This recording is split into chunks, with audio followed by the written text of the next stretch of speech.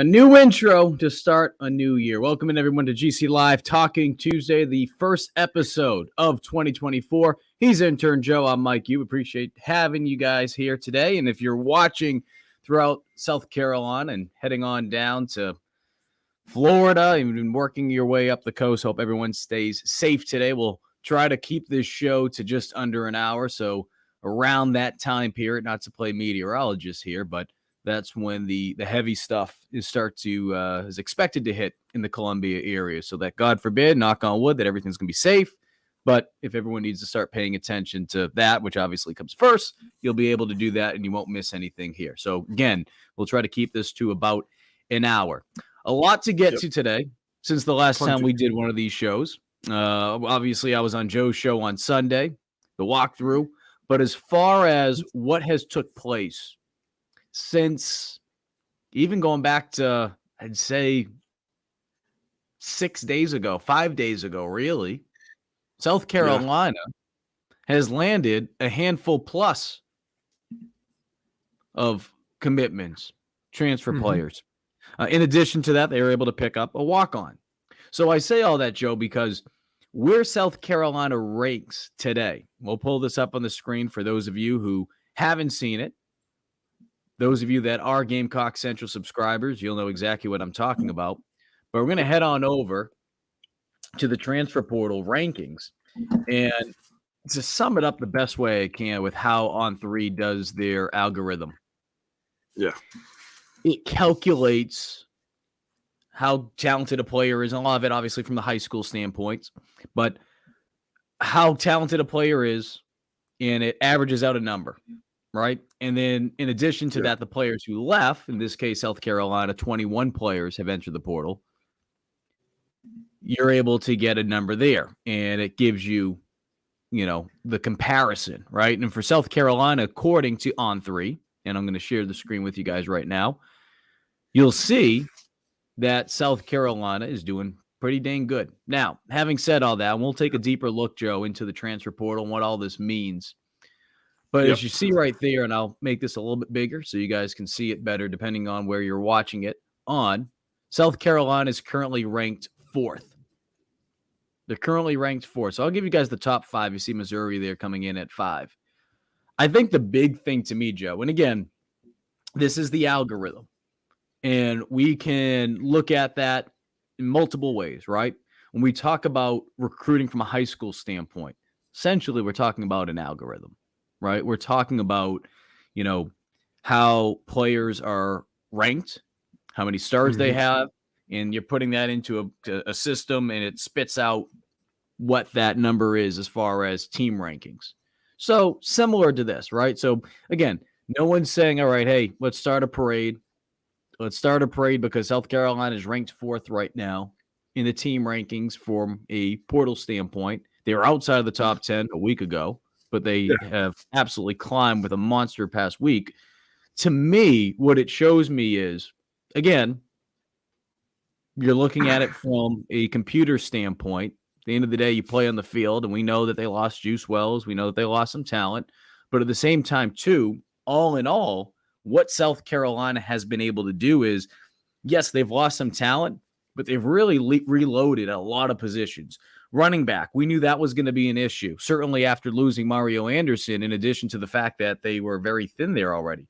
But they've really been able to make that room, in my opinion, at least on paper, better than where it was a year ago. Certainly better than it was at the end of the season.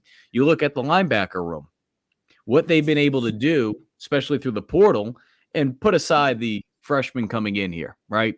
Because we'll wait and see what they're able to do. I'm not going to get too crazy on a lot of freshmen coming in outside of maybe, I'd say, Dylan Stewart. But they have a lot of talented pieces that they've been able to add. And as you can see, you don't have to be a math whiz to know this, 21 players out, 15 players in. Because of that, they were able to have some extra scholarships. Now, as of today, they are 1 over the scholarship mark. They're at 86, down to 85 is what you need. And that is the projected for the fall.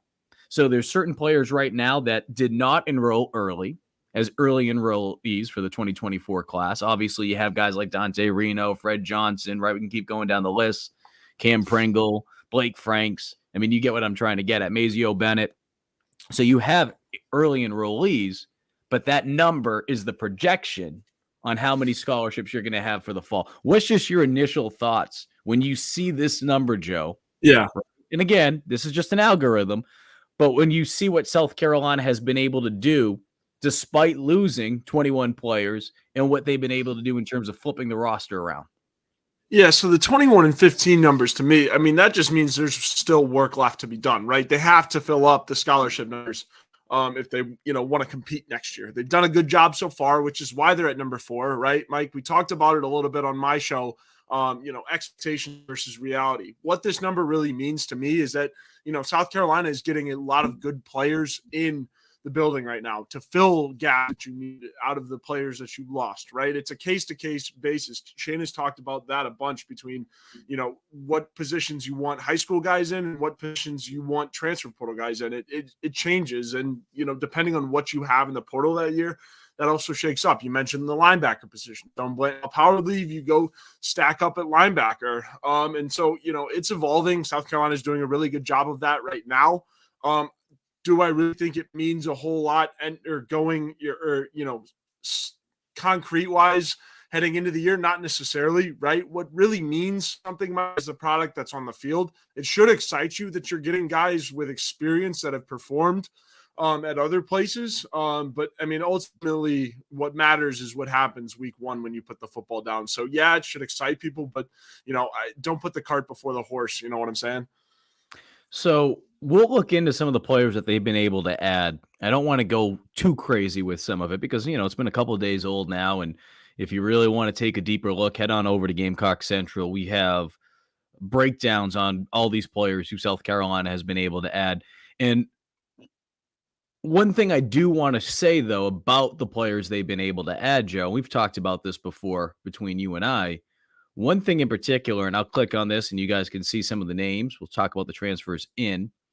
One thing that South Carolina has been able to do this offseason is a lot of these players have only 1 year of eligibility left.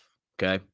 Now, there are some players that South Carolina has been able to add through the portal that have more than 1 year of eligibility left. But the reason I want to bring that up, the 1 year of eligibility guys, is because when you look at where South Carolina needs depth and you're looking at certain positions of players that are coming in here, whether they're coming in from the FCS ranks, whether they're coming from a Power 5 school like a pair of Pittsburgh players are, the guys that are coming in here, especially the ones that are that have played at the FCS ranks or Group 5 or they've proven themselves. They've proven themselves, right? They've proven themselves to a point where you're expecting them to come in here and push for starting time right away.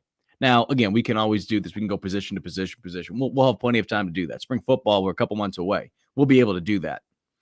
But my whole point is when you look at the needs for certain positions, right? You look at the need at running back. Yes, they've been able to bring some players in there that have 2-3 years of eligibility left. But being able to bring in a Rocket Sanders, who, again, you would just assume on paper he would be the week 1 starter, the projected week 1 starter, right? That is a need. They have a need in that positional room for a starting running back after what was lost last year, especially with Mario Anderson leaving, not being able to have the depth in that room. And now it looks much deeper than it's been in. I mean, I'm trying to think. I mean, I've been covering the Gamecocks since 2016. This is the deepest running back room I've seen probably in my tenure here at South Carolina, covering the Gamecocks. You look at what they've been able to do in the linebacker room, losing Stone Blanton, losing a guy like Pup Howard, and what they've been able to do by adding not just linebackers who could be good, but linebackers that have proven themselves, right? Bengali. I mean, what he was able to do at Pittsburgh, and I'm just going to continue to scroll down the list. Demetrius Knight, what he was able to do at Charlotte, a guy that also had experience the previous, I believe it was 3 years, playing at Georgia Tech. And he led the team in tackles this past season for Charlotte, was an all-conference selection, right? I'm looking at the linebacker position there. And then you look at the defensive line room. Kyle Kennard. Now, when you look at what South Carolina has at edge, And obviously we can get into it with Dylan Stewart.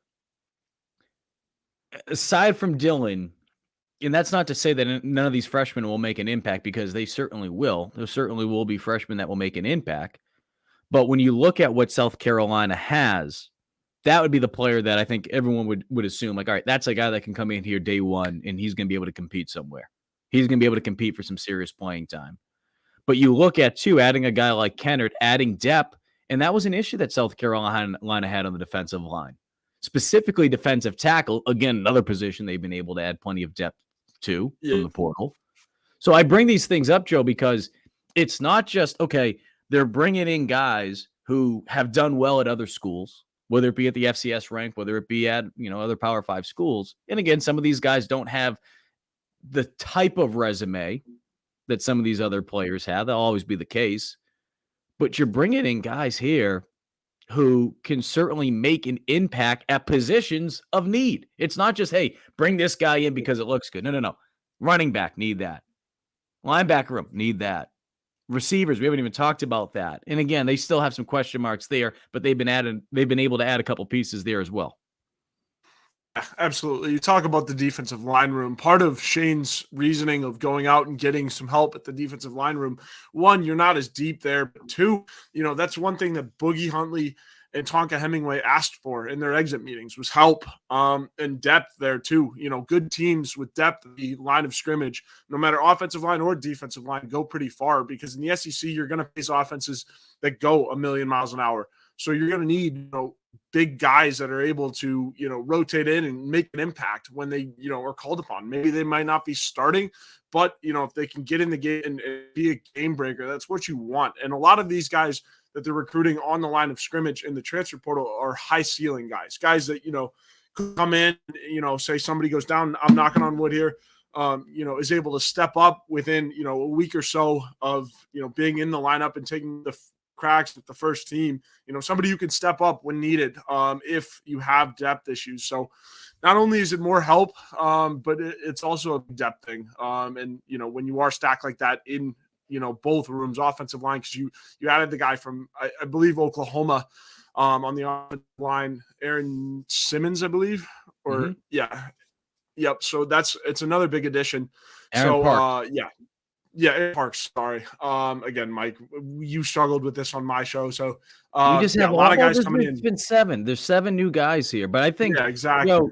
The other thing too, and I see Jay Diz, appreciate Jay Diz being back on with us, says, I'm tired of the excuse from the coaches, year 4 now, and a bunch of one-year transfers, 5 and 7 again isn't going to cut it. I don't want to hear that anything is holding us back. I think when you look at, and I thought about this too, and I know some people are going to roll their eyes when I say TCU, but I've looked at the national championship, and certainly South Carolina has a long way to go before we're talking about anything like that. Having said all that, what I've looked at from teams over the last couple of years, it's in this new era, right? TCU, what they did was they went into the portal 2 years ago when they made it to the national championship. But one thing they did a really good job of that season, one thing that Georgia did a very good job of, Michigan has as well, is that these teams were able to retain a lot of talent. Now, having said all that, right, losing 21 players, it's not something you're going to be thrilled about. And as we've said many times before, there's no question that on paper, this football team is a hell of a lot better having a guy like Juice Wells opposed to the alternative. And we can go down the list of the players that they've lost. I'm not saying that South Carolina would not be better with some of these guys that have left. However, when you look at the majority of the players who have left and what South Carolina has brought in, it's difficult not to say that this team looks better overall. Having said that, again, that's looking at the totality of the situation. That's not specifically saying the wide receiver room. That's looking at everything. South Carolina has certainly got better at the running back position this offseason. There's no question about that. They've got better at the linebacker room. I really like the talent that they've brought in there. They've got better on the defensive line, not just at D tackle, at the end positions too. So Mhm. there's positions still that there's going to be question marks about. Being able to bring in a guy like Brady Hunt, that's going to help that tight end room out a lot. I've also mentioned this before, Joe. I think it's also going to help out the wide receiver simply because you have a tight end who has the ability to be a pass catcher. He's one of those guys who I've made comparisons to because of the size and the speed. He reminds me a lot from a college standpoint, a college version of Hayden Hurst, and having covered him during his tenure here at South Carolina, that's who he reminds me of. And as many Gamecock fans will recall with Hayden, yeah, Hayden was very physical with from a blocking standpoint, but he was really able to stretch the field as a pass threat too. So I say that because when you have a lot of question marks in that wide receiver room, being able to add a guy like Brady Hunt to go along with a guy like Josh Simon, who didn't really have the opportunity until the end of the year to show what he was capable of doing from a pass catching standpoint. We saw it in preseason. We saw the phenomenal catch during a one-on-one drill from Spencer Rattler to him. But because of the inconsistencies on the offensive line, the injuries on the offensive line, the inability to give Rattler time from a blocking standpoint, you had to ask your tight ends, never mind the fact that Trey Knox was banged up for the majority of the season, but especially at the beginning of the year, you had to ask a guy like Josh Simon to block a little bit more than what he was probably going to do. Not saying that he's not physical because he's a very physical tight end, but I say those things because you have two tight ends who have the ability to stretch the field as receiving threats, and you're trying to develop that wide receiver room from a continuity standpoint and trying to get them on the same page, it's going to be able to help out. But I do like, again, the positions that they've been able to address of needs, and certainly quarterback's still one of them, right? People will probably ask at this point, Joe, how much more will South Carolina go into the portal at this point? I think the problem Yeah. is when you look at the scholarship standpoint, and again, it's the 86 is the projected number from the fall for the fall. So is there a possibility that after spring football, a player or two could enter the portal? Absolutely. And I think we'll see Oh that yeah. throughout college football. There's a second window coming up in the spring. It's a 15-day window. And that Yeah. typically does happen throughout college football because some players come back and they're told, okay, this is what my role is going to be, or they assume their role is going to be. And what happens? That's not what their role is. Or they feel like, you know what? I'm not where I feel like I should be at on the depth chart. I'm going to go take my chances elsewhere. So some extra possibilities could open up from a scholarship standpoint. Yeah. The question now becomes from a quarterback standpoint, if it doesn't happen sooner rather than later this semester, now you're looking at the possibility of having Sellers and Reno and Doty working probably more with the quarterbacks just because of the lack of bodies, even if he will be more of a wide receiver. He's going to have to be in that quarterback room. They get a lot of reps. That's great. But now if you bring someone in after spring football at the quarterback position, they're well behind. Well behind. Again, even if you feel like Sellers is the guy, you want to really be able to push this young guy. You really want to push both those young players in there. Yeah. So I think that's Absolutely. something that scares me a little bit is even if they do bring in a transfer quarterback, the way things are looking right now, and that's not to say something can't change in the next couple of days, but the way things are looking, it appears that South Carolina is not going to be able to bring a quarterback in until after spring. And I think that's something that concerns me simply because, like I said, you're not having the same amount of opportunities to push some of these younger players. And number two, I mean, Tommy brings it up too, if an injury happens. But if an injury happens, but the other part of it too is Yep. you're really not creating that competition that I feel like you need in every room, but especially the quarterback position. Yeah, absolutely, Mike.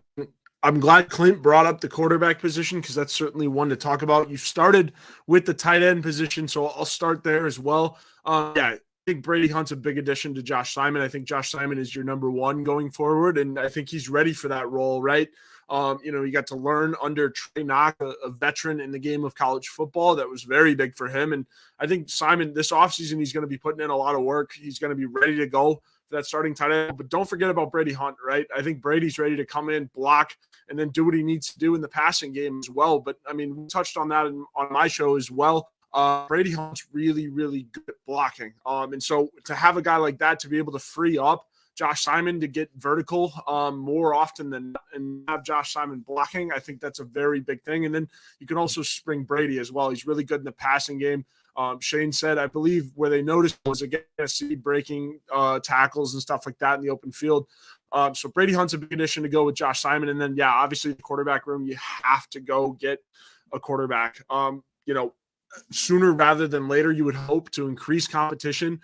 You need to push Lenore Sellers. You need to push Dante Reno. And then Luke Doty, obviously, is in the room as well for support. But, yeah, you need somebody that, ideally would be the backup because you want Lenore Sellers to beat, whoever you bring in out. But you never know. If Lenore's can't beat the guy that you bring in out, he's not ready. And that's the thing, too. Look at Robert, and we've talked about this, Joe. Robert's talked about this, saying a transfer quarterback is not going to come in here without a guaranteed start. That was the issue with AJ Swan. We've talked about this before. I was actually on 107.5 The Game today talking about that because Beamer, if you guys recall, and this is about 3 weeks ago, early National Signing Day, Shane did not directly say which quarterback or which quarterbacks were asking for guaranteed starting time. And he's not going to mention a player that's not part of the program. He's just not going to do that. And a lot of coaches don't do that. But that was one thing that we reported at Gamecock Central, which was AJ wanted the guarantee that he was going to start.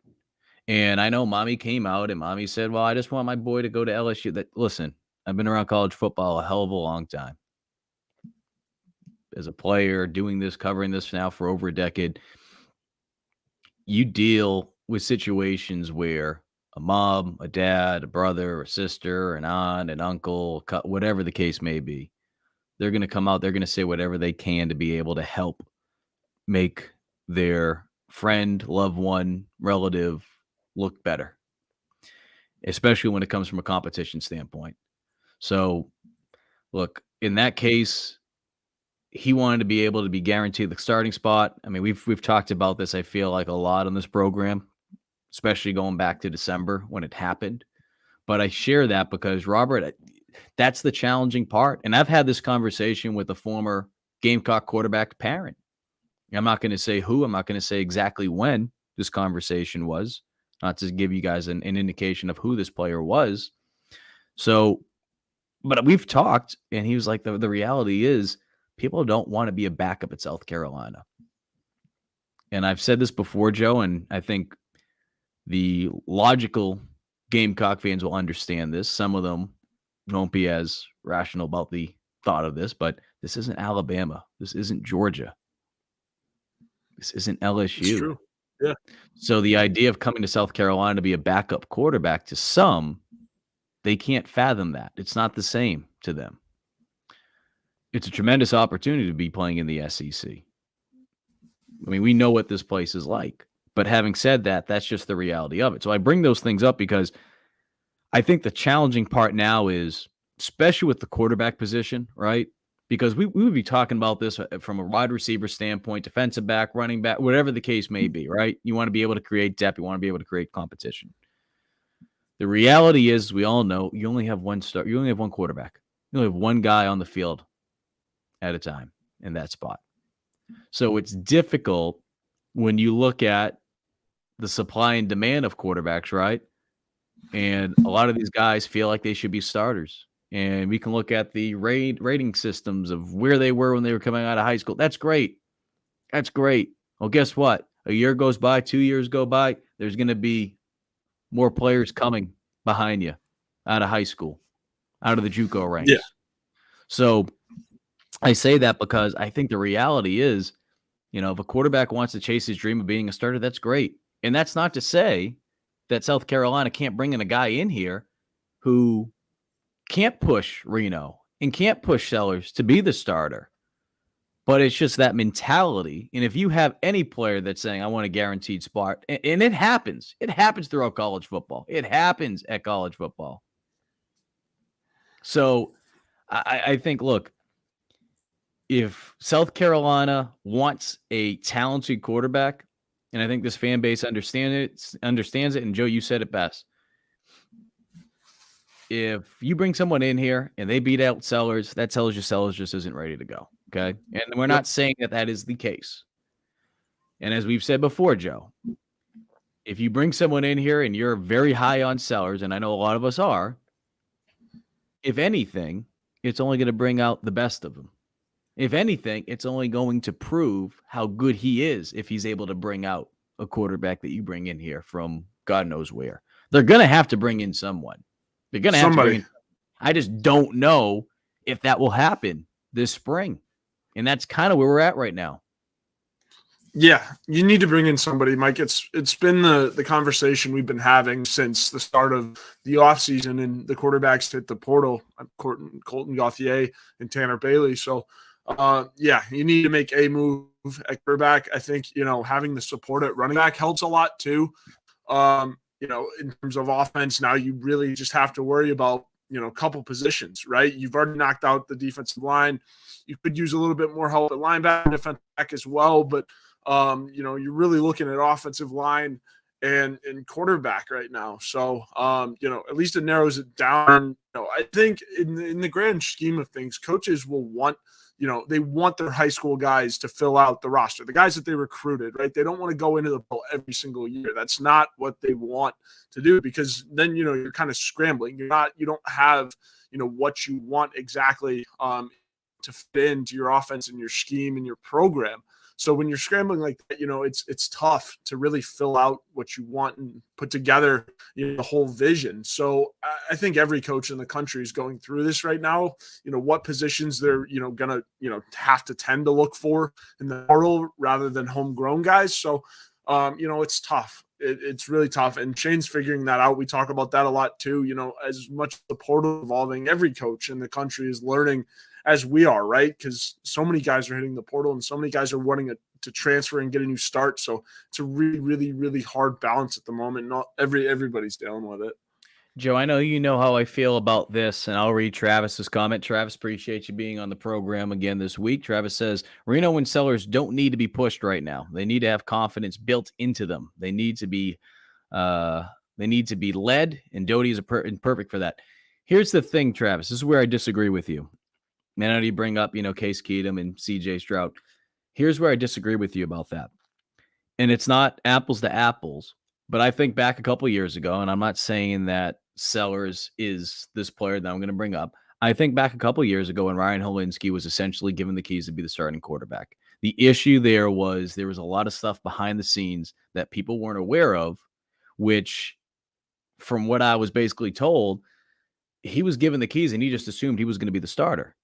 In the work that needed to go in to be the quarterback, he became very comfortable with what he was doing and being, and he needed to be uncomfortable more than anything, especially at how young he was at that point. So I bring those things up because, again, that's not to say Sellers has the same mindset as Helinski or even a talent standpoint or anything like that. What I'm trying to get at is when you're a young player, and it could be for any position, but especially the quarterback position, the last thing you want to do, especially for a quarterback that, guess what, as talented as Sellers could be, he hasn't took a meaningful snap outside of a Wildcat package.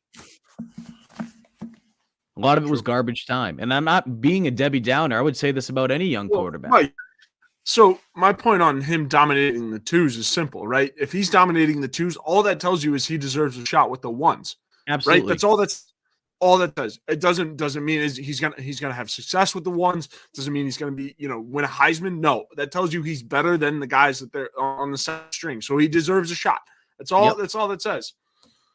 But I just want what we're trying to convey here is being able to bring someone in outside of the fact of you want to have depth. You want to be able to have someone there. God forbid if an injury happens, and we'll see what happens with Reno.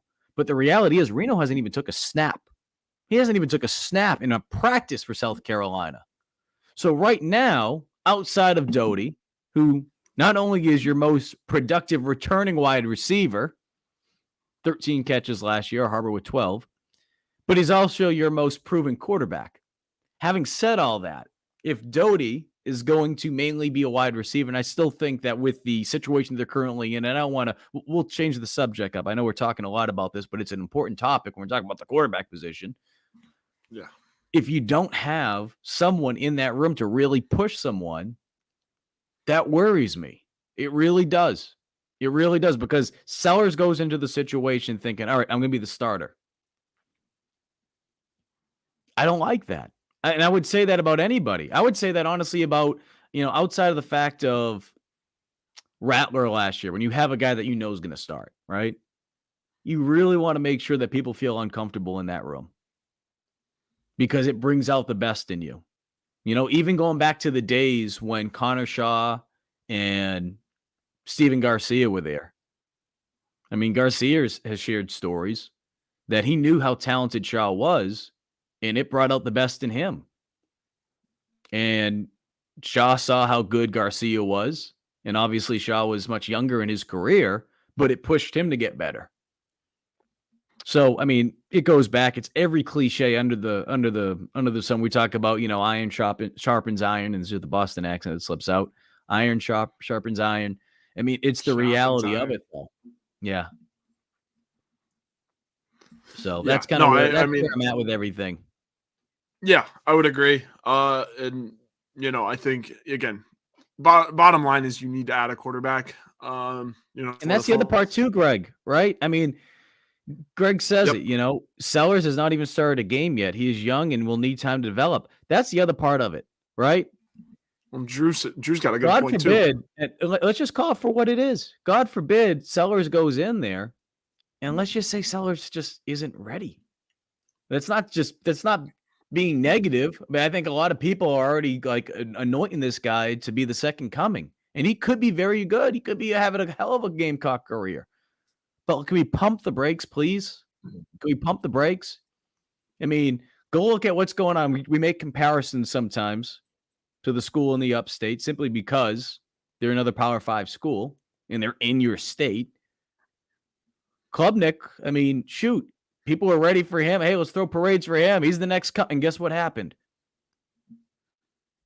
He was not ready to go this year. You don't think Clemson would have loved to have had DJ Uiagalelei back there this season? So I say that because not to say that will be the case with Sellers, but it's just to bring up the reality of where we are. It's that, and Brandon McElwain, Greg says, you have to go through the practices, ones-on-ones, all that stuff. But again, I think the competition is what really worries me more than anything. They just don't have that in there right now. Yeah, I like Drew's point. Nothing against, Dante, but I mean, personally, I wouldn't want to have my first start be in Bryant Denny or just at any point through this grueling SEC schedule. It does not sound fun. Drew makes a good point. I mean, Sellers is the guy, right? Like that's true. He is, the guy that they are looking at to, be the starting quarterback in the future of this program. But again, one injury away from having Dante, who hasn't, like Mike said, hasn't taken a snap even in practice yet. Sure, he's an early enrollee, but again, the bowl practices would have helped Dante tremendously. But again, he hasn't had a snap yet in practice. He's going through, the normal spring slate, getting in classes and all that. But I mean, that would be such a tough and grueling, hellish schedule to go through as a true freshman just got here. So, I mean, you don't want to put that on anybody really. So yeah, Drew makes a good point. At the end of the day, Mike, you need another. And one last comment about the quarterback situation. We'll move on because Travis, you are someone that tunes into our shows a good bit. We appreciate you, and we appreciate the dialogue right here. Travis says, how do these lumps that Cade took, help them be better next year and the year after that? I hear what you're trying to get at, but here's the other thing too. Let's call for what it is, because we've seen some of the comments here today. And we've seen some of the comments on the message board. What else is out there in the community from talking to people? South Carolina is heading into year 4 of the Shane Beamer era. They're coming off a 5-7 season. At that position, more than any position, right? You need to be able to have someone that's ready to go. I mean, it starts with your quarterback. I don't care who you have around them. It starts with your quarterback. With that schedule, and again, we're talking in hypotheticals because it's the off season. Welcome to off season mode, right? If Sellers isn't ready to go the way that some expect him to be, he might not be at that level where he could eventually be at some point. Because again, I think he's going to have a great career. I think he's a talented player, but he just might not be as ready as some people think he is. South Carolina lays the egg next year. Now what? And it's not even about Sellers. it's the bigger question of it all. It's about the program. Now you start questioning Shane Beamer. Now you start questioning possibly even Dow Loggins after year 2. And now there's just a trickle-down effect of what could happen for a program who's trying to get back on their feet after not making a bowl game last year. So I think those are all the things, too, that you got to keep in mind is that, we mentioned Klubnik, but and Craig brings up, if Klubnik went down, they would have been screwed. Clemson at least made a bowl game last year, right? If South Carolina doesn't make a bowl, and again, these are just hypotheticals that we're talking here, okay? And I hate doing the hypotheticals, but it's the offseason. These are things to concern you a little bit. So bottom line is this. I think Sellers is going to be fine. I think Reno's going to be able to make the most out of his opportunities of being able to get extra reps too, and I think he's going to help push Sellers, but being able to bring someone in, and I hope it's before the spring, with spring practices starting up soon. But if they don't, even if you bring someone in, which they eventually will, whether it be a walk-on, whatever, just to create more depth and have just more bodies in there, that wouldn't be until after the spring. And at that point, you're so behind. So we'll wait and see on that. Having said all that, Joe, as we continue to move along with our program,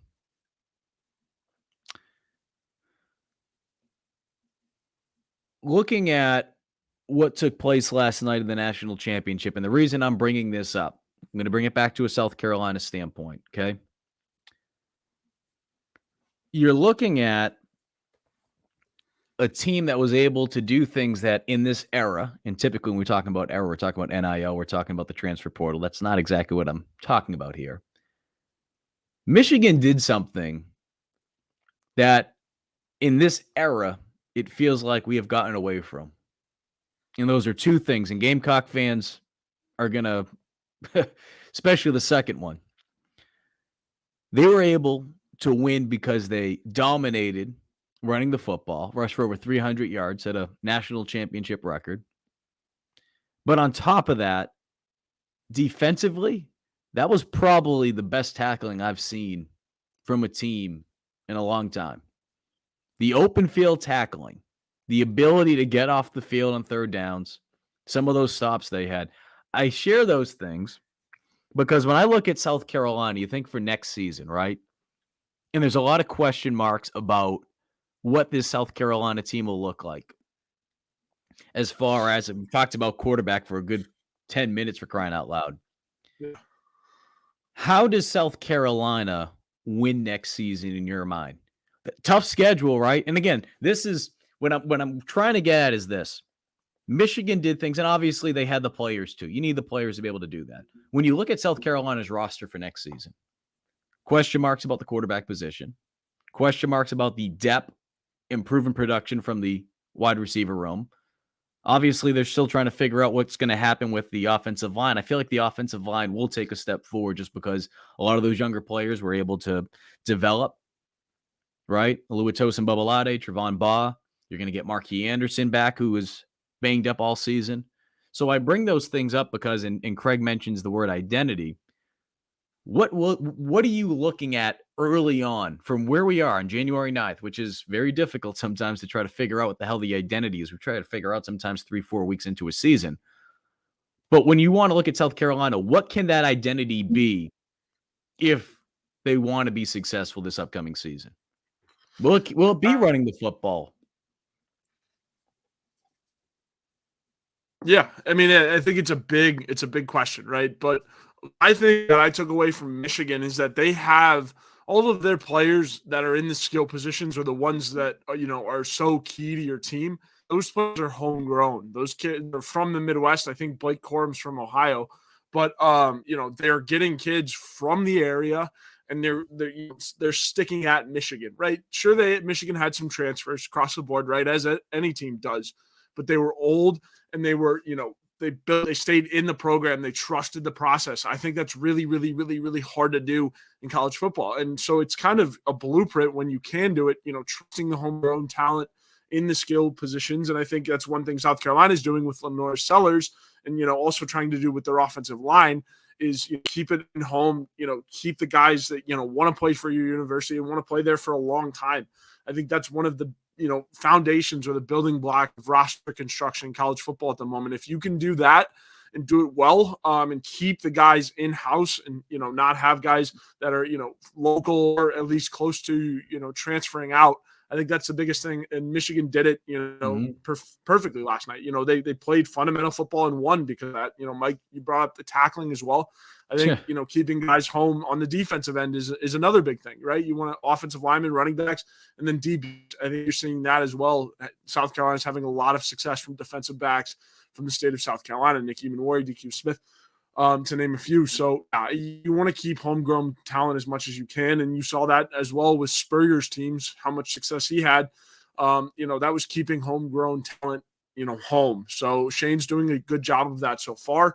And, what impresses me the most, if you're going to translate anything from Michigan's success to South Carolina's, it is, that Shane is keeping the in-home talent home. And, most of those guys that are from South Carolina haven't transferred out yet, knocking on wood here. But again, that's what you want to see, right, Mike?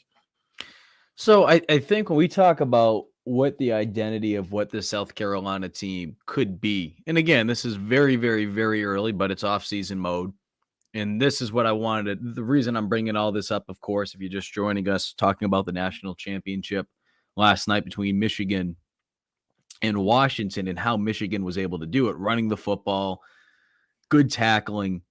When you look at South Carolina from this past season, the tackling improved in comparison to maybe where it was the previous couple of years, but there was more missed assignments. There was more busted coverages. There was more lack of pressure on the quarterback, right? Lack of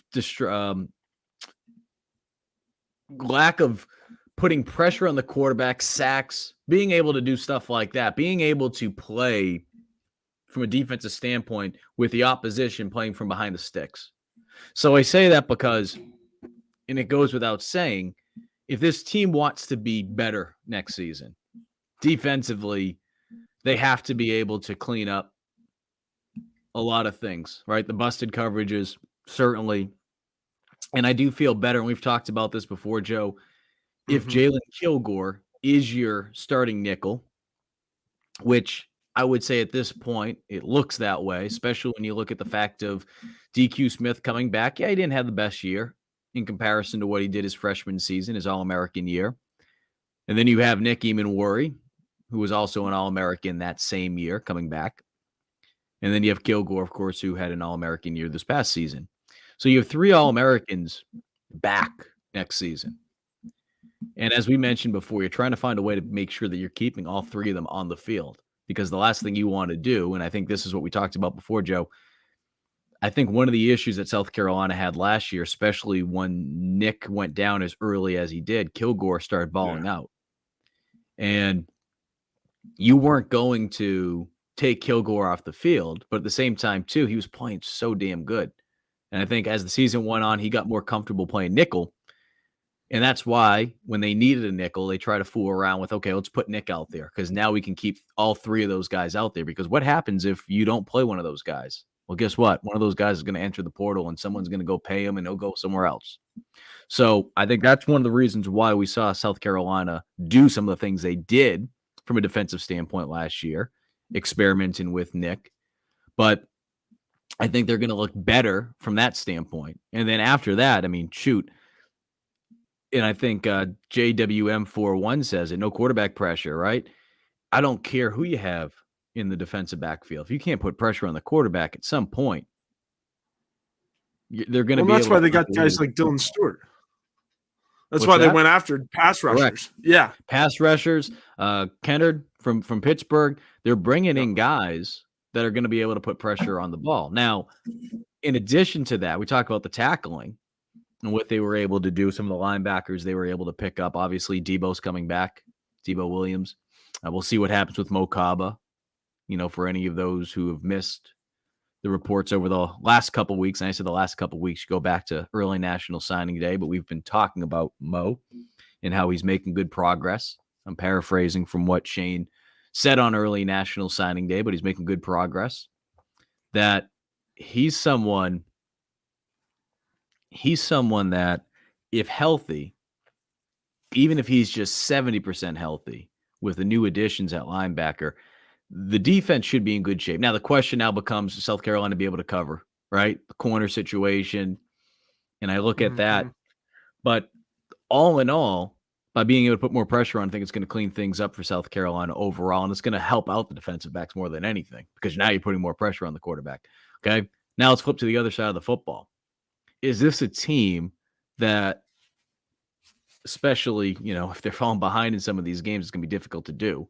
And I'm not saying that's going to be the case. So, but what I'm trying to get at is it's not always going to be this way. But if South Carolina does have it this way, are they a team that tries to run the football 40 times a game? I don't think that will be the case. I think what we'll see, though, is South Carolina will run the football more. I think there'll be more designed run plays. Certainly there'll be RPOs. Certainly there'll be plays where the quarterback will have the option, read options, right? Stuff like that, where he'll be able to decide if he wants to hand the football off. But I think there'll be more designed run plays simply because you look at what's in that running back room.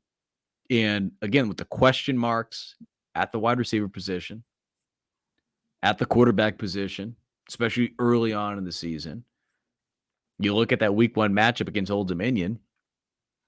Old Dominion's a team that over the last couple of years, they've been able to find ways to go into Power 5 houses and being able to pull off some upsets. Here's a team that is not going to come into Williams-Brice Stadium and think, oh man, like we can't do this. They're going to think they can do it. Now, having said that, you're bigger than them. You're faster than them. You should be able to run the football on them if you want to be able to do that. And if you're able to do that, what's that going to do? That's going to be able to give, especially if it's Sellers week 1, that's going to be able to give him some more confidence. That's going to be able to slow the game down for him as well. Because as we've talked about before with Rattler in the past, it's going to force the opposition to have to bring a guy down to the box, and that opens up some of the passing lanes. So I think what South Carolina will do early on next season, based on what we were looking at, Joe, I think this is a team that's going to try to run the football a little bit more than they did this past season. I think we'll see screens, short passes, slants, trying to find ways to get the ball out of the hands of Sellers or whoever the hell the quarterback is week 1 until they can figure out who's going to be that home run threat. Now, I think Jared Brown is capable of doing that coming in from Coastal Carolina, but this is us saying this, right now.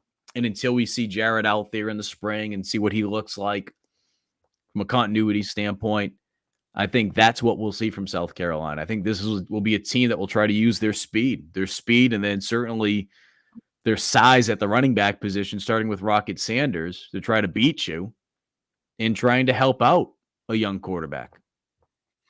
Yeah, I'm assuming Dell's going to try to run the ball a little bit more this season than he did last season because now you have a fully restocked running back room. It's crazy. This is what you were trying to do last offseason and that you were unable to do. So I think that's big. And you're going to see them try to run the ball and have that be part of the identity of this offense because you need to do that in the SEC. You need to do it effectively. So with the pieces you're stacking up on the offensive line, that should excite you. Marquis Anderson coming back. We'll see how the depth and how everything shakes out in spring ball in terms of offensive line. But yeah, they're going to be running the football a lot more thanks to the portal additions. Oscar Attaway, Rocket Sanders, obviously very big one as well. But yeah, fully restocked running back room will be a breath of fresh air for this offense. And it'll also, take some pressure off of Lenore Sellers, like you were saying, Mike, or whoever, again, may be in that quarterback spot come week 1. But being able to run the football it's the key to this offense, right? I think it's what opens up this offense. It allows defenses to be more, or it forces defenses to be more disciplined in the run game. And then that opens up a lot of the flashy stuff that you see or that you saw from Lenoris when he did get into the game, the kind of the run and gun stuff. Defenses are playing the run. That's when that kind of stuff opens up. So a lot to be excited about with what South Carolina has added in the portal so far. And, from at least to running backs because of what it does for the offense as a whole. And look, I get it. I know it's not sexy. It's not necessarily always fun to watch when you're seeing screen passes, the quick game, right, seeing slants. But the other part of it is, and obviously this is just, again, more off-season talk. We're trying to figure out who the hell's going to be on the offensive line for South Carolina. I mean, we could throw some names out there, but what is that starting 5 going to look like, right? So I bring those things up because again, even though I'm optimistic that the offensive line is going to look better next season, you're trying to still figure out, okay, what's that protection going to look like? Are they going to be able to give Sellers or whoever at quarterback the time to be able to throw the football down the field if we want to take some deeper shots? Having said all that, you're trying to still figure out who's going to be that home run threat. And I think the challenging part for South Carolina fans, which I think some understand, never mind the fact that you're losing Rattler, who was able to make things happen out of thin air for crying out loud, even on a lot of broken plays. You don't have Xavier Legette coming back. You don't have Xavier Legette back here. Never mind the fact of what he was able to do from a playmaking standpoint. That was a big boy. He was a tank. He was fast. He was strong. He could jump through the roof for crying out loud. I mean, he was a wagon. So now you have a guy like Nicholas Harbor, which, as we've talked about before, Joe, not a 5-star wide receiver coming out of high school, 5-star athlete, a tight end and defensive end. And as we saw during the preseason, he had a couple drops, and that was something that he dealt with for a good portion of the beginning of the year, continuing to learn the position. Is he ready to take that next step to be the number one? I don't think he's ready to take the number one spot quite yet. And I'm not saying that he necessarily has to do that. But the reason I bring these things up is because this is what we're talking about when you're talking about from an offensive identity standpoint. Jared Brown, who I think can do some good things, and some of the additional wide receivers they've been able to pick up through the portal, it's great. But how does that mesh with what you got?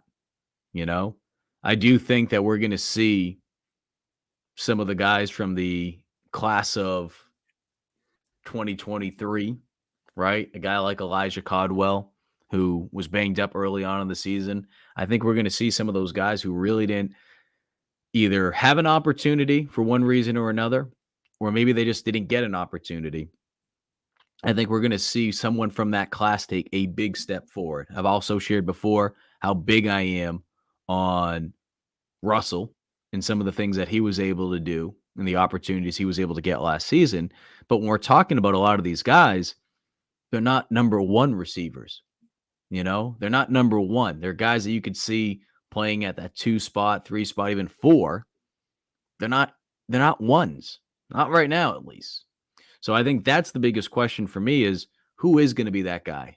I mean, Xavier Legette, what he was able to do outside of the fact of you talk to people that were close to the program and they felt like he was going to take that next step. As we've said before, no one saw that coming.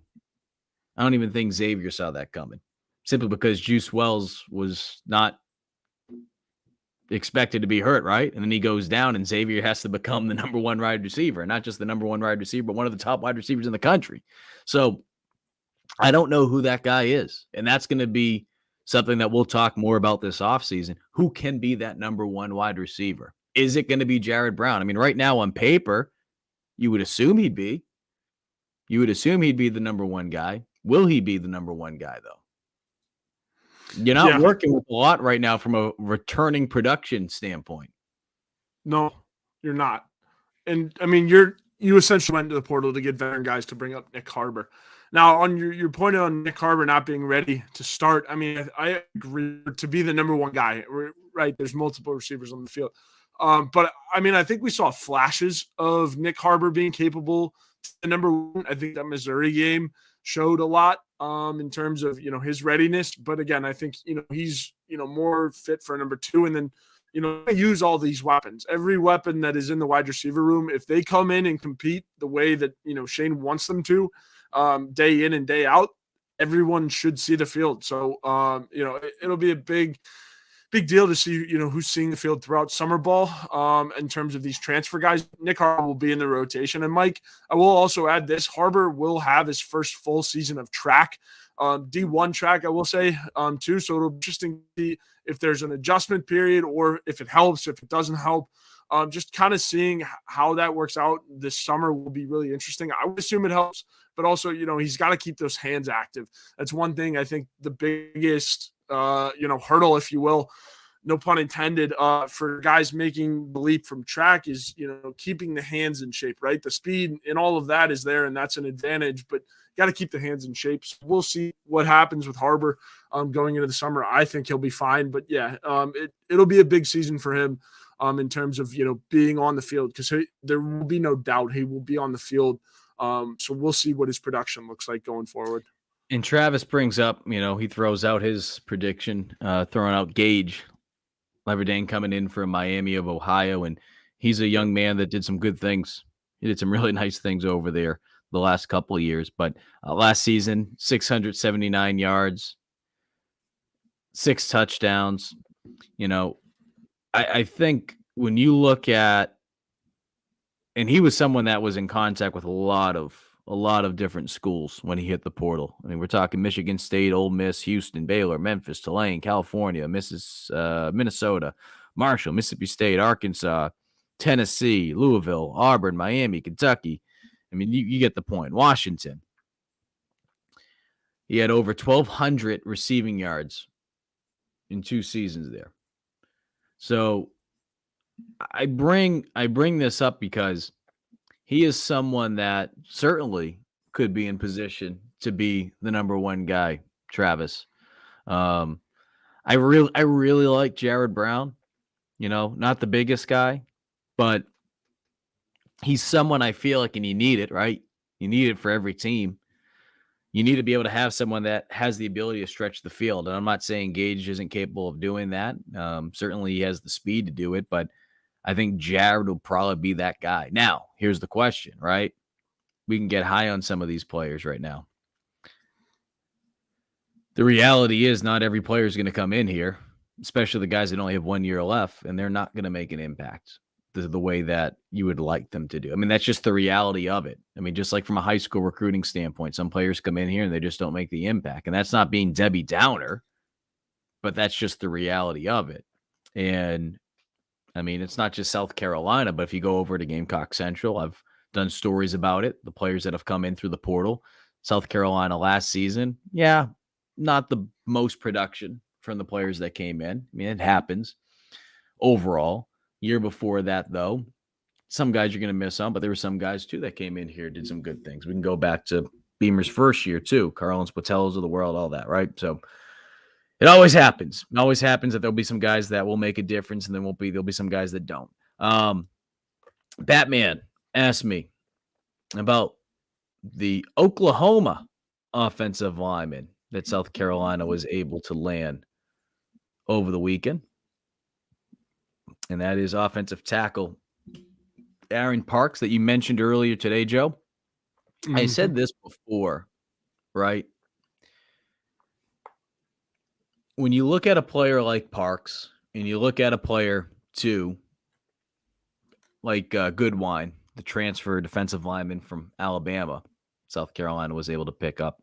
Both those players don't have the type of resumes in comparison to some of these other players that are coming in here. When I mean resumes, I'm talking about from a production standpoint. Having said all that, I'm not writing them out because I look at it in two ways, right? Number one, worst case scenario, and we talked about this on your show on Sunday. Worst case scenario, they come in here and they're able to add some depth, right? That's the worst case scenario. They're able to add some depth. And they're coming from winning programs too, okay? They understand what winning looks like. And I always think that is something that gets lost sometimes in the fold, that they can teach some of the younger guys what winning looks like. But number two, these are two guys that from a practice standpoint, especially when you talk about Alabama football, these are two guys that are coming from programs that have a lot of talent. And while not a lot of people are going to go on record saying this publicly, let's just call it for what it is. Practice reps mean something. When you talk about college football and you're playing against that type of talent, practice reps mean something. It's not going to be something that when a player transfers, we're going to talk, oh, yeah, man, all the great practice reps he got at Alabama. People don't want to hear that. People don't want to hear that at Oklahoma, but that's part of it. It's part of it. So I say that because, again, worst case scenario, you bring in a guy like Parks on the offensive line. You could say Goodwine on the defensive line from Bama. But you look at a guy like Parks, he comes in here, worst case, he provides depth. Worst case, he teaches the young guys what winning culture looks like. right? What winning looks like overall. And I understand Texas won the conference, but you know what I mean. He was there for a couple of years. But best case scenario, you bring a guy in here who is hungry to prove people wrong because he went in and look, it's not making excuses. It just happens at some schools. New head coach comes in, new positional coach comes in. They want to be able to get their guys out there. They want to be able to play their guys a little bit more because it makes them look good for the head coach. This happens everywhere through college football, all the way down to D3. So Yeah. I think it's going to give him a good opportunity to come in here. I think it's a good pickup for South Carolina because, like I said, worst case scenario, you have someone in here who's able to teach the young guys what winning looks like, and you're able to get people that have the size to be able to play at this level to provide some depth, which, as we know from South Carolina at the offensive line position, they will certainly welcome that after what took place last season. Yeah, absolutely. Depth is the biggest thing, right? Running back, defensive line. You already got it in those two positions. So you're just trying to clean up the scraps in the portal. Now, granted, the scraps that you need are, pivotal ones, sure. But, you'll need finish your job in the transfer portal and then lock in for spring football. Yep. All right, Joe, we're going to wrap things up as we hit that 3:00 mark. Hopefully everyone is safe out there. I'm in my office, so outside of hearing some wind and rain, don't know exactly what's going on with the weather right now. Yep. Say some prayers for me as I'm making my trek to class out in the monsoon here pretty soon. So, well, we have the updated from the Weather Channel saying severe thunderstorm warning until 3:45. But as we all know, depending on when you're listening to this or if you're listening to it live, obviously things change minute to minute. So again, just everyone be safe out there. But let's see what we got here. Liberty Tax, Joe. Tax season's right around the corner. Yeah, absolutely. It is right around the corner, Mike. As we get to our first sponsor today, Liberty Tax are good friends over there. Tax IDs on that uncertain feeling you get right before doing your taxes, but you don't have to go through it alone. The tax team at Liberty Tax in Lexington and Columbia will walk you through the process, clear up any confusion, and guarantee you'll get the biggest possible refund or your money back. It's tax time. If you're in a hurry for your refund, call tax team at Liberty Tax. They're fast, accurate, and guaranteed. On the other hand, if you think you might be owing Uncle Sam, talk to Liberty Tax Team to make sure you're not paying more than you should. They'll find every possible deduction for you. Locally owned and operated, staffed by tax professionals from your neighborhood. Open 9 to 9 on weekdays and 9 to 5 on Saturdays with multiple service options. Start the Liberty Tax mobile app or through the desktop portal. Make an appointment or just walk in. Give a call to upload your tax documents, and when you come in, your return will be ready to review and sign. Give them a call at 803-462-5576. Once again, on your screen right now. And for those listening, 803-462-5576 for all of your tax needs this tax season, Mike. Today's show is also brought to you by our good friend Clint Hammond over at the Movement Mortgage. If you're trying to purchase a home, for the last, I'd say about 2 years now, really, just under 2 years, the interest rates have been absolutely insane. And as we get into 2024, optimistic that those rates are going to be dropping in the near future. But depending on when you're looking for a home, sometimes you can't wait. Or if you want to wait, trying to figure out how long you should wait. Well, give Clint a call. He can help you out the same way he helped out our very own Wes Mitchell, as well as former Gamecock quarterback Perry Orth. When both of those guys were looking for new homes. Give Clint a call at 803-771-6933. If you missed any of our show today, head on over to the Gamecock Central YouTube page where you can watch this show in its entirety. Or if you're a podcast listener, head on over to the Gamecock Central Podcast Network where you can listen to not just this show, but any Gamecock show that drops, as well as the ones that appear on 107.5 The Game. In addition to that, if you are not already a Gamecock Central subscriber, head on over to Gamecock Central. Sign up today for your first month for just $1. Yeah, $1. You can't beat that. And you can find not just these shows, but you can also find other On3 videos, which include not just Gamecock Central content, but if you want to go down the rabbit hole of college sports as a whole, On3 has you covered. So you can find that all over there. He's Intern Joe. I'm Mike. You appreciate everyone that tuned in today. Be safe out there if you have to head out there on the roads, trees, all that crazy stuff. Want to make sure everyone is safe and make sure that you protect your loved ones as we battle through this storm today. Take care, everyone, and we will see you on Thursday for GC Live Afternoon Drive.